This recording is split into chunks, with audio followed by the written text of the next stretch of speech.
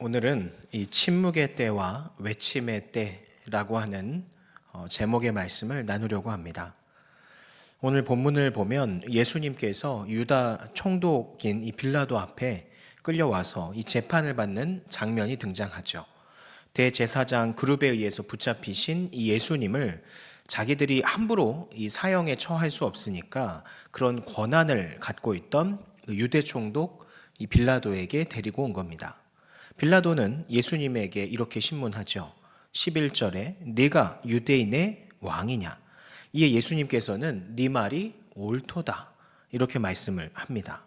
여기서 유대인의 왕이냐 이렇게 묻는 건 예수님을 어떻게든 사형시키려던 이 제사장들이 메시아라고 하는 이 종교적인 신성 모독으로는 예수님을 어떻게 할 수가 없으니까 법적으로 정치적 색이 짙은 유대인의 왕이라는 이 호칭을 붙여서 반드시 사형시키려는 의도에 의해 날조된 거죠.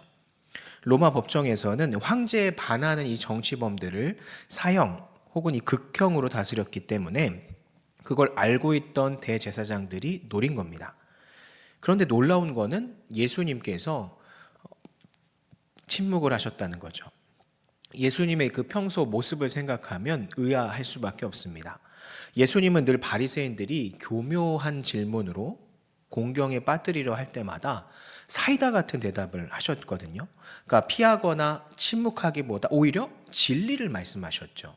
심지어 이 누가복음 19장 38절을 보면 이르되 찬송하리로다 주의 이름으로 오시는 왕이여 하늘에는 평화여 가장 높은 곳에서는 영광이로다. 그러니까 이 말씀처럼 주의 이름으로 오시는 왕이여 라는 이 외침을 예수가 듣게 되니까 그걸 가지고 트집을 잡는 이 바리새인에게 이렇게 말씀을 하셨어요. 그 해당 절에 40절에 보면 대답하여 이르시되 내가 너희에게 말하노니 만일 이 사람들이 침묵하면 돌들이 소리 지르리라.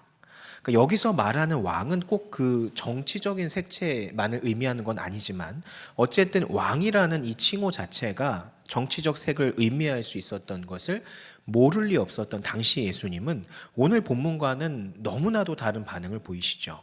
아주 단호하게 모두가 침묵하면 이 돌들이라도 소리 지를 것이다 라면서 진리에 대해서는 단호하게 선포하시는 모습을 우리가 볼 수 있죠.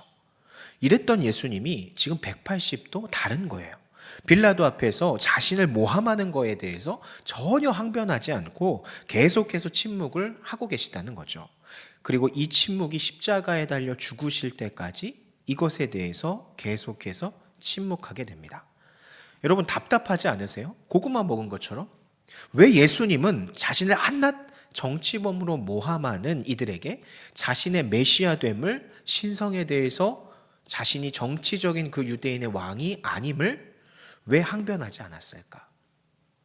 자신의 죄목이 날조된 것임을 알리지 않았을까? 하나님의 아들로 인류를 구원하러 오신 이 메시아로서 죽는 것이 오히려 명예롭고 진리를 선포하는 것 같아 보이는데 한낱 그 유대인의 왕이라는 정치범으로 평가절하돼서 죽는다는 건 사실 어찌 보면 예수님의 입장에선 나는 정치범이 아니라 너희를 구원하러 온 메시아야, 하나님의 아들이야 라고 지금 정정해야 될 것 같은데 예수님은 왜 침묵하셨냐라는 거예요. 앞서와 다르게. 심지어 예수님을 죽이고 싶지 않았던 그 빌라도가 죄수 바라바와 함께 내세우면서 둘 중 누구를 십자가에 매달겠느냐 라는 이 질문을 던지며 굴욕적인 조롱을 당하실 때도 예수님은 항변하지 않으셨어요. 여러분은 이 예수님의 침묵이 이해가 되십니까? 아니 어찌 예수님이 한낱 정치범으로 죽게 됩니까? 아무리 복음을 위해서 죽으신다 해도 바른 말을, 진리를 올바르게 선포해야 되는 거 아닙니까? 자신의 죽음의 정당성을, 진리를 항변해야 하는 게 예수님의 의무가 아니었을까요? 조선 초기에서 이 중기로 넘어가는 때 김처선이라는 내시가 있었습니다. 그는 이 세종부터 연산군에 이를 때까지 도합 7명의 왕을 섬긴 아주 독특한 이력의 소유자였습니다. 사실 이 김처선에 대한 왕조실록의 기록은 초반과 끝이 좋지 않은데 문종 때 경상도로 유배를 됐다가 관노로 전락하기도 하고 또 우여곡절 끝에 세조 때 복귀해서 그제서야 인정을 받고 성공 가도를 달리게 됩니다. 세조 이후에 예종을 거쳐 성종의 때에 이르러 그 권세가 하늘을 찔렀는데 그게 어느 정도였냐면 웬만한 이 고관 대작들을 그냥 다른 사람들 앞에서 혼내고 다닐 정도로 어마어마한 세를 이제 누렸다라는 거죠. 그런데 연산군 시절에 들어서면서 초기에는 대단한 이제 권력을 가지고 있었는데 이 연산군이 실정을 하고 폭정을 일삼게 되니까 나라가 막 휘청하니까 그때 왕에게 직언을 여러 번 했다라는 기록이 있습니다. 그래서 곤장을 100대나 맞았다는 기록도 있고요. 그러던 어느 날 그는 가족들에게 오늘 궁으로 내가 들어가면 살아 돌아오지 못할 거다. 이 말을 남기고 궁으로 향했다라고 합니다. 그리고 연산군에게 폭정과 음란함, 실정을 멈추고 부디 성군이 되십시오라는 직언과 충언을 드리게 되었다라고 하죠. 이것에 분노한 연산군은 그의 다리와 혀를 잘라 그 자리에서 죽여버렸다라고 전해지고 있습니다. 그리고 심지어 온 가족을 멸살시키고 그의 이름에 들어간 처와 이 선이라는 글자를 사용하지 못하게 했다. 이 정도까지 멸문지화를 시킬 정도로 아주 극형에 처했다라는 거죠. 훗날 영조 때에 이르러 이 그의 충직을 인정받아서 복이 된 기록이 있는 것으로 봐서 내시였지만 이 왕의 폭정과 실정, 음란함에 대해서 이 불의를 보고 침묵하지 않고 죽음을 불사하고 직언으로 소리를 낸 그의 행동은 오늘날에도 충분히 우리가 고개를 끄덕끄덕할 수 있는, 귀감이 되는, 우리가 인정할 수 있는 당연한 것으로 여겨지는 부분이죠. 맞습니다. 상식적으로 우리가 불의를 마주하게 될 때 그 불의에 맞서서 소리를 내야 언젠가는 그 불의가 정화되는 거죠. 누군가 대신해 주겠지, 시간이 해결해 주겠지 라면서 침묵을 하면 불의는 더 활개치고 더 커지게 마련이겠죠. 여기 계신 성도님들의 젊은 시절에 독재에 맞서 자유민주주의를 위해서 침묵하지 않고 여러분의 세대가 소리를 내었기 때문에 오늘날 더 발전된 대한민국을 살고 있는 거 아닙니까? 영화 택시 운전사를 보신 분이 계실지 모르겠어요. 이 영화는 1980년 그 5월 광주에서 벌어진 이 참상을 취재하기 위한 독일인 이 외신 기자를 한 택시 기사가 태우고 광주까지 다녀오는 그 여정을 그린 영화입니다. 당시에 그 국내 모든 언론들이 이제 통제당하고 장악당해서 국내에는 사실 이 사건에 대해서 기사 한 줄 나지 않을 정도로 그 상황이었는데, 그러한 상황에 목숨을 걸고 이 취재를 했던 외신 기자 그리고 그를 도왔던 택시 기사의 이 노력으로 전 세계의 그 참상이 알려진 이 실화를 바탕으로 한 영화지요. 물론 이 극적 요소를 위해서 각색도 많이 들어갔고, 어쨌든 이 영화에서 중요한 포인트는 침묵을 하면 나는, 그리고 당장 지금은 편하지만 나의 안위보다 진실을 알리는 것을 더 중요하게 여기는 그 신념이 있어야 된다. 그래야 세상이 바뀌고 우리 후손들에게 아름다운 결과물들을 안겨줄 수 있다라는 그런 메시지를 주고 있는 거죠. 이렇듯이 불의에 대해서 우리 그리스도인은 침묵하지 않아야 되는 거예요. 모두가 노라고 할 때 예스라고 하고, 모두가 예스할 때 노라고 할 수 있는 용기가 우리에게 있어야 한다는 거죠. 그것이 옳다면, 이 거짓을 정정할 수 있는 길이라면 마땅히 그래야 한다는 거예요. 이 불의에 대해 침묵하지 말아야 하는 건 사실 나라 전체뿐만 아니라 우리 가정에서도 필요할 때가 있어요.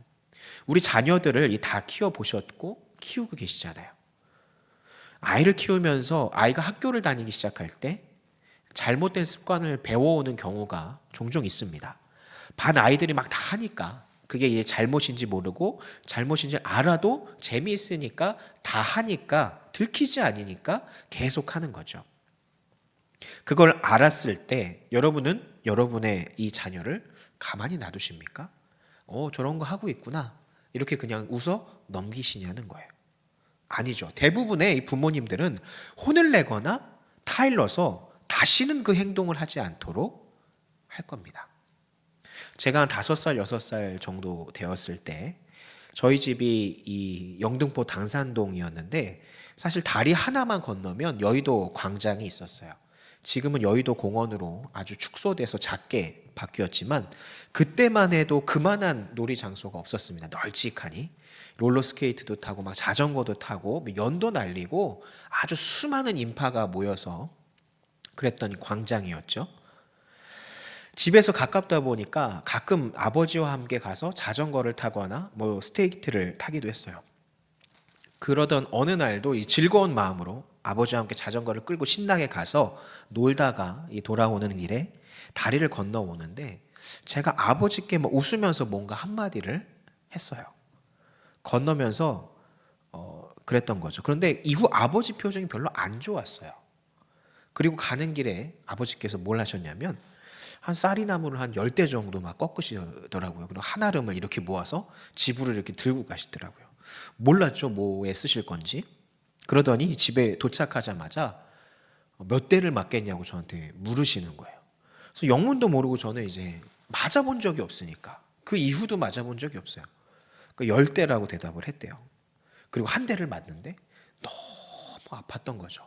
그래서 막 집안 전체를 막 뛰어다니면서 도망 다니기 시작을 한 거예요. 그 조그만 애가. 막 울고불고 난리가 난 거죠. 그런데 그 10대를 끝까지 쫓아다니시면서 다 때리셨다는 거예요. 그래서 아버지가 왜 저를 때리셨을까? 제가 왜 맞았을까? 나중에 아버지가 이런 얘기를 하셨어요. 네가 아까 오면서 했던 말은 욕이야, 욕. 누가 너한테 그걸 가르쳐 줬는지 모르지만 절대로 그런 말을 해서는 안 된다. 라고 얘기를 해주셨어요. 그러니까 제가 멋 모르고 누군가에게 들은 그 욕을 해맑게 웃으면서 아버지에게 했던 거죠. 만약 제 아버지가 대수롭지 않게 그냥 막 웃으며 넘어가셨다면 전 버릇없는 아이로 자랐을지도 모릅니다. 그러니까 잘못으로 알지 않고 심각하게 여기지 않고 적당히 타협해도 그냥 이렇게 넘어가면 되는구나 하면서 그런 대충대충 예의도 차리지 않는 사람이 되었을 수도 있다는 거죠. 그만큼 잘못에 대해서 불의에 대해서 단호하게 침묵하지 말고 외쳐야 돼요. 그 외침을 통해 한 사람의 인생이 바뀌고 세상이 바뀔 수 있기 때문이죠.